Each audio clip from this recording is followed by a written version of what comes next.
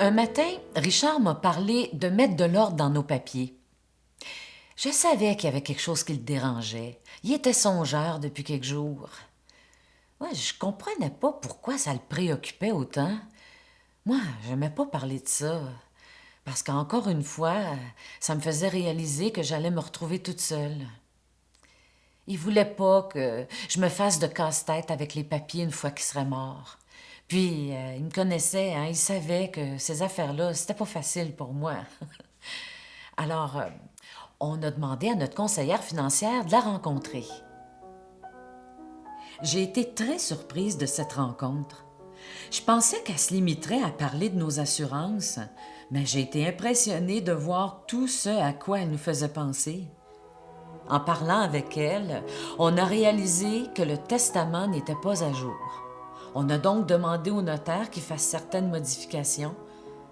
Elle nous a aussi donné un document pour qu'on indique tous nos biens, placements et dettes, puis aussi les informations que j'aurais besoin d'avoir en main pour faire les démarches après le décès de mon mari.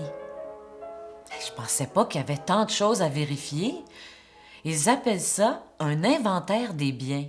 Tout est clairement indiqué dans le document. Ensuite, elle nous a aidés à faire de l'ordre dans nos papiers. Elle nous a expliqué ce qui allait arriver avec les assurances et ce que je devrais faire après la mort de mon mari.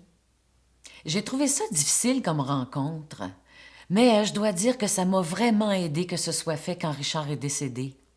Il avait bien raison finalement. C'est beaucoup plus simple quand on a mis de l'ordre là-dedans avant de mourir. Puis je l'ai senti tellement plus libérée une fois qu'on a eu tout réglé ça avec notre conseillère. Quand il est mort, je savais ce que je devais faire, où était chaque papier, et j'avais les coordonnées de chaque place que je devais contacter. Ma fille, elle a fait des démarches avec moi, mais je me débrouillais bien. Je savais où je m'en allais.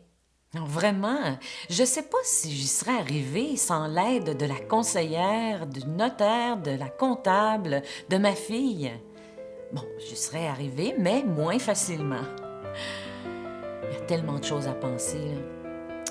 Non, vraiment, on sauve de l'énergie, du temps puis de l'argent quand tout est en ordre.